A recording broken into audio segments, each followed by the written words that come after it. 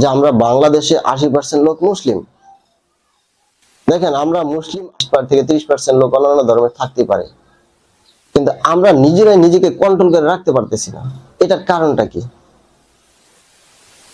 আমার একটা বোন স্কুলে পড়তেছে, বা আপনার একটা বোন স্কুলে পড়তেছে, সে মুসলিম, সে যে প্রতিষ্ঠানে পড়ালেখা করে তারা সেটাও মুসলিম, যাদের সাথে চলাফেরা করে তারাও মুসলিম, কিন্তু এই বোনটা একজনের বন্ধু বান্ধবের কাছে যেরকম নিরাপদ না, পাড়া প্রতিবেশীদের কাছে নিরাপদ না, একটা স্কুলের শিক্ষকের কাছে নিরাপদ না। এখানে কেমন জানি একটা হট্টগোল, মানে কিরকম জানি একটা বিভ্রান্তিকর হয়ে যাচ্ছে, যে আমাদের মধ্যে এরকম কেন হইতেছে। দেখুন, চাকরিজীবী যারা আছে, বিভিন্ন প্রতিষ্ঠানে চাকরি করে, তারা আমাদের মুসলিম সম্প্রদায়েরই। যে প্রতিষ্ঠানে কাজ করে সেও মুসলিম, যে চাকরি করে সেও মুসলিম। সেখানেও আমরা কিন্তু তাদেরকে নিরাপত্তা দিতে পারতেছি না, সেখানে নির্যাতিত হচ্ছে, নিয়মিত অপমানিত হচ্ছে। যারা অপমান করছে তারাও মুসলিম, যারা নির্যাতিত করছে তারাও মুসলিম, যারা বিচার করছে তারাও মুসলিম, যারা ভুক্তভোগী তারাও মুসলিম। দেখেন, আমাদের মুসলিমদের মধ্যে এরকম সমস্যাগুলো কেন হচ্ছে? এবার আলেম সমাজ হচ্ছে এমন একটা আলেম সমাজ, দেখেন আমরা পেয়েছি আলেমরা কিন্তু যে জ্ঞান অর্জন করে, কোরআনের যে এত জ্ঞান, তারা কিন্তু একদিনের শিক্ষা অর্জন করে না, তারা ছোট কাল থেকে প্রশিক্ষণ দিতে দিতে মেধা অর্জন করতে করতে করতে করতে আলেমের পর্যায়ে যায়। তখন তারা আমাদেরকে বোঝার জন্য আমরা ওয়াজ মাহফিল করি, বা স্টেজে সে তার কোরআনের ব্যাখ্যাগুলো আমাদেরকে বুঝিয়ে দেয় সঠিক পথে নেওয়ার জন্য।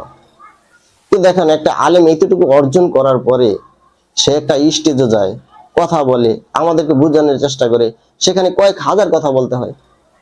দু একটা কথা তো তার ভুল হতেই পারে, কিন্তু অন্য আরেকটা আলেম কি করে, তার এই কথারে টানা হেঁচড়া করে একটা বিভ্রান্তের মধ্যে ফেলে দেয়। এখন এই পরিস্থিতিতে একজন আলেম আরেকজন আলেমকে দেখতে পারতেছে না। এখন একটা আলেম সমাজের মধ্যে আরেকটা আলেম সমাজ যদি এরকম সমস্যা জর্জরিত হয়, তা আমরা কি করব? যারা আমাদেরকে সংশোধন করবে দুই একটা কথার মাধ্যমে, বুঝানোর মাধ্যমে, সেইখানে তারাই বিভ্রান্ত হচ্ছে। তাহলে আমাদেরকে কি সংশোধন দিবে? দিন দিন ওয়াজ বন্ধ হয়ে যাচ্ছে, ওয়াজ মাহফিল বন্ধ হয়ে যাচ্ছে, মাদ্রাসাগুলো বন্ধ হয়ে যাচ্ছে। এর কারণটা কি? এর সমাধান কি নাই? কোরআনে হাজার মিলিয়ন সূত্র রয়েছে, কয়েক হাজার মিলিয়ন সূত্র আছে।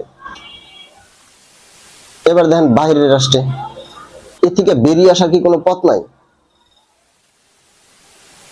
দেখেন, এর অনেকগুলা পথ আছে, অনেকগুলা পথ আছে, আমরা জানি না, আমরা এই সম্বন্ধে কিছুই বুঝি না, আমরা এই সম্বন্ধে কোনো বিশ্লেষণ করি না।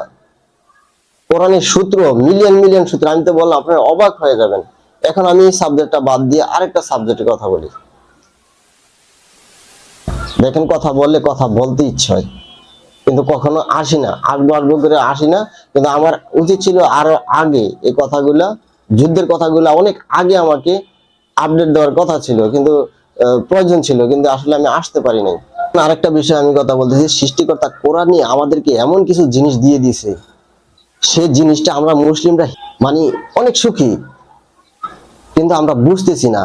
এখন বর্তমান যে বিজ্ঞানী, অতীতে যে বিজ্ঞানী আসছে, তারা অনেক সময় কিন্তু এই ইসলামকে কাজে লাগিয়ে তারা এমন কিছু জিনিস আবিষ্কার করছে, যে গ্রহ নক্ষত্র করে অনেক কিছু আবিষ্কার করতে পেরেছে।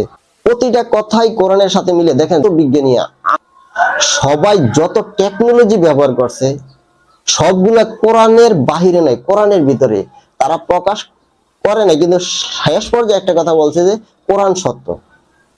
যেমন আমরা মানব জাতিরা বসবাস করি 3 ডাইমেনশন। আপনি যদি একবার মাথায় ঢুকে 4 ডাইমেনশন, জিন্দেগিতে আপনি মারামারি করবেন না, কাটাকাটি করবেন না, হানাহানি করবেন না, মানুষকে বিভ্রান্তিতে ফালাবেন না, আপনি নিজে সংশোধন হয়ে চলবেন, প্রতিষ্ঠিত হবেন, আপনি নিজের টেনশনই আপনি নিজে করবেন।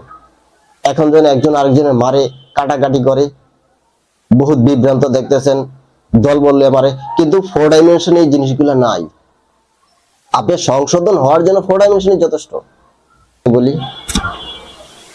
বর্তমান যে ডাক্তার টেকনোলজি আছে, আমি ডাক্তার দিনে বলি, আমরা যে কত হাজার বছর পিছিয়ে আছি। আপনি টেকনোলজি দিয়ে রিসার্চ করেন, বলবে 5000 বছর। আর আমাদের ইসলামিক কোরআন দিয়ে যদি দেখেন, আপনি যাবেন 8000 বছর পিছিয়ে আছি আমরা। ইসলামরা 8000 বছর পিছিয়ে আছি, আর আপনি যদি এভাবে জানতে দেখবেন যে 5000 বছর পিছিয়ে আছি। এটা কি পরিবর্তন করে আগানো সম্ভব? না, সম্ভব। মাত্র 30টা বছর যদি আমরা একটু শ্রম দিয়ে বুঝি, এই 4 ডাইমেনশন কাজে লাগাই তার 30টা বছর আমাদের সময় লাগবে। 30 বছর পরে আমরা ঠিকই যে 8000 বছর পিছিয়ে গেছি, 8000 বছর অতীতে চলে যেতে পারবো। এর বিশ্বাস হচ্ছে না আপনাদের? আমি বাস্তবে একটা প্রমাণ দিয়ে দিচ্ছি। আমি যে কথাগুলো বলতেছি কোন একটা কথার আপনি মিথ্যে পাবেন না, হয়তো আপনি বাস্তবে প্রকাশ করতে বাধ্য হবেন, আজ না হয় কয়দিন পরে হইলো বলবেন যে না কথাগুলো বাস্তব। আমরা ডাক্তাররা বর্তমানে যে টেকনোলজি ব্যবহার করতেছি, এই টেকনোলজি বহুত আগে ফালিয়ে আসছে, বহুত আগে ফালিয়ে আসছি। বিশ্বাস হচ্ছে না? দেখেন আমি একটা কথা বলি, আজ থেকে 100 বছর, 100 থেকে 150 বছর আগে ব্রিটিশরা আমাদের দেশ শাসন করছে, কিন্তু এই 150 বছর আগে ব্রিটিশরা দেখছে যে আমরা মানব জাতিরা যে সমস্যায় পড়ছি, অসুখে পড়ছি, বিভিন্ন ধরনের বিভ্রান্তি হচ্ছে, এই সবকিছু মানসিক রোগে আক্রান্ত হচ্ছে, সবকিছু হচ্ছে অপুষ্টিহীনতার কারণে। তাহলে ব্রিটিশরা আজকে থেকে 150 বছর আগে তারা এটা একটা রিসার্চ করছে, 150 বছর আগে তারা হাসপাতাল তৈরি করছে আমাদের বিভিন্ন জায়গায়। 100 থেকে 150 বছর আগে তারা বিভিন্ন জায়গায় হাসপাতাল তৈরি করছে যে কোনো লোক অপুষ্টিহীনতায় ভোগা যাবে না। যদি অপুষ্টিহীনতায় ভোগে তাহলে তার রোগ হয়, বিভিন্ন সমস্যা হয়, মানসিক রোগে আক্রান্ত হয়। শুধু অপুষ্টিহীনতায় থাকলে সে রোগ হয়, মানসিক রোগে আক্রান্ত হয়। তারা 100 বছর আগে যদি হাসপাতাল করে, তাহলে আরো 50 বছর আগে তারা রিসার্চে নামছে। রিসার্চে নামার পরে তারা কবজা করতে পারছে যে অপুষ্টিহীনতার কারণে তাদের রোগ হয়, সমস্যা হয়, মানসিক রোগে আক্রান্ত হয়। এই সমস্যার সমাধান করতে হলে হাসপাতালের প্রয়োজন। তারা আজ থেকে 100 থেকে 150 বছর আগে হাসপাতাল তৈরি করছে। আপনি এটা বর্তমান যুগে ডাক্তাররা এটা অস্বীকার করতে পারবে না। তাহলে আজ থেকে 2 থেকে 250 বছর আগে যে কথাটা বলছে বিজ্ঞান বা ডাক্তাররা, যে কথাটা বলছে অপুষ্টিহীনতার কারণে মানুষের রোগ হয়, সমস্যা হয়, মানসিক রোগে আক্রান্ত হয়, পাগল হয়, অপুষ্টিহীনতার কারণে।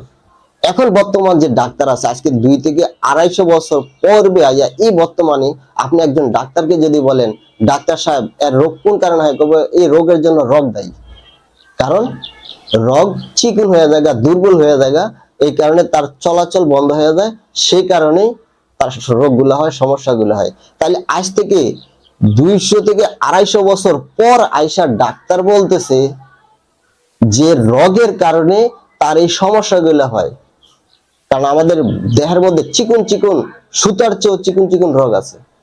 কোন একটা রোগ যদি কাজ করা বন্ধ করে দেয় তাহলে সে রোগের মধ্যে ভুক্তভোগী হয়, মানসিক রোগ হয়, আক্রান্ত হয়, বিভিন্ন ধরনের রোগ হয়, ক্যান্সার হয়, যে কোনো ধরনের রোগ আছে, যে কোনো ধরনের সমস্যা আছে, রোগই দায়ী। দেখেন তাহলে অতীতে যে 200 বছর 250 বছর সাধনা করে আসলো সেটা তাহলে মিথ্যা হয়ে গেল না? 100% শিওর, এটা আপনি কি বলবেন? সেটা তো 100% মিথ্যা। এবার আসুন, এখন বর্তমান যে ডাক্তার বলছে রোগ দায়ী, কিন্তু কোন রোগ দায়ী, কোন রোগটা কোন রোগের জন্য দায়ী এটা এখনো বিশ্লেষণ করে বার করতে পারতেছে না। সাধারণত একটা দুইটা রোগ তারা প্রমাণ করতে পারছে যে এটার জন্য এটা দায়ী হইতে পারে। হার্ট অ্যাটাকের জন্য, ব্রেন স্ট্রোকের জন্য 2 থেকে 3টা। কিন্তু এই রিসার্চটা তাদের একটু লং সময় লাগবে। যতই এই ব্যবহার করুক, বর্তমান প্রযুক্তি ব্যবহার হোক, তারপর এটা সঠিকভাবে তারা বুঝতে আরো 500 বছর সময় লেগে যাবে। কিন্তু শুকরিয়া সৃষ্টিকর্তার কাছে, সৃষ্টিকর্তা কোরআনে সবকিছু দিয়ে দিয়েছে আজকে থেকে 14 বছর আগে, যে আসলে এটার জন্য রোগও দায়ী নয়, মানসিক রোগ এই অপুষ্টিহীনতা দায়ী নয়। কিন্তু আজ থেকে 500 বছর পরে ডাক্তাররা আবারও প্রমাণ করবে যে এই রোগের জন্য রোগ দায়ী না, তখন আরেকটা বলবে, অন্য আরেকটা দায়ী। সে দায়ীটা খুঁজতে গিয়া তারা আরো কম হলে 2 থেকে 3,000 বছর পার করে দিবে, তো সবকিছু পাওয়া যেত। আর এই জিনিসগুলো আপনি পাবেন 4 ডাইমেনশনে। 4 ডাইমেনশনে এই জগতে থাকতে আপনি 4 ডাইমেনশনে গিয়ে সবকিছু খুঁজে পাবেন। দেখেন মজার কি বিষয়, 1400 বছর আগে কোরআনে সবকিছু দিয়ে দিছে। আমি এরকম হব কারণ আমাদের মুসলিমরা যে সভ্যতায় আছে, বর্তমান যে পরিস্থিতি আছে, এই সব পরিবর্তন করতে হলে আপনাদের কি প্রয়োজন? আপনারা অতি সহজেই এই জিনিসটা পরিবর্তন করতে পারবেন, একবারে সহজে। অনেক কথাই বলা হয়ে গেল, এসব বিষয়ে যদি কথা বলি আপনি অবাক হয়ে যাবেন। একটা কোড পৃথিবীর মধ্যে একটা সমালোচনার ঝড় তুলেছে 369। আসলে 369 কি? এই 369 এমন একটা কোড, এই সৃষ্টিকর্তা এই সব কিছু এই কোরআনে অনেক আগেই দিয়ে দিছে। আর বর্তমান সভ্যতা এখন বর্তমানে আইসা 369 তারা কোরআনের অভিজ্ঞতা না থাকার কারণে তারা তাদের মতো রিসার্চ করছে, কিন্তু বই লাগেছে, কিন্তু 369 কিভাবে কাজ করে, কি এটা সূত্র, চমৎকার একটা জিনিস কোরআনে বহু বছর আগে দিয়ে দিয়েছে। কোরআনে এমন কোনো জিনিস বাদ রাখে নাই, সৃষ্টিকর্তা যা সৃষ্টি করছে এমন কোনো একটা সূত্র বাদ রাখে নাই যে আপনি অগোচরে থাকবে। সবকিছু প্রকাশ করেছে, আপনি মেধা খান অর্জন করেন, আপনি ব্যর্থতা সেখানেই হবেন যদি আপনি মেধাকে না খাটাইতে পারেন। তাহলে আরেকজনের দরিদ্রে কি হবে? এই কারণে আমাদের মুসলিমদের মধ্যে এতগুলো সমস্যা জর্জরিত হচ্ছে। আমরা বুঝি না, সবকিছু সৃষ্টিকর্তাকে দায় দিয়ে দিই। তাই সৃষ্টিকর্তাকে কখনো দায়ী করা যাবে না। 1 নম্বর সূত্র এটা আপনারা মানবেন, সৃষ্টিকর্তা কখনো কোনো বিষয়ে দায়ী করা যাবে না। সৃষ্টিকর্তা কোরআনে সবকিছু দিয়ে দিছে, আপনি খালি নামদারি আলেম হলেই চলবে না, খালি বক্তৃতা দিলে আপনি আলেম না। এখানে অনেক রহস্য লুকিয়ে আছে, আমি এই সবগুলো পরের ভিডিওতে তুলে ধরবো ইনশাল্লাহ। আমার এখানে যদি কোনো ভুলভ্রান্তি হয় আমাকে ক্ষমার দৃষ্টিতে দেখবেন, ক্ষমা করে দিবেন। আজকের জন্য এখানে এই বিরতি। আল্লাহ হাফেজ।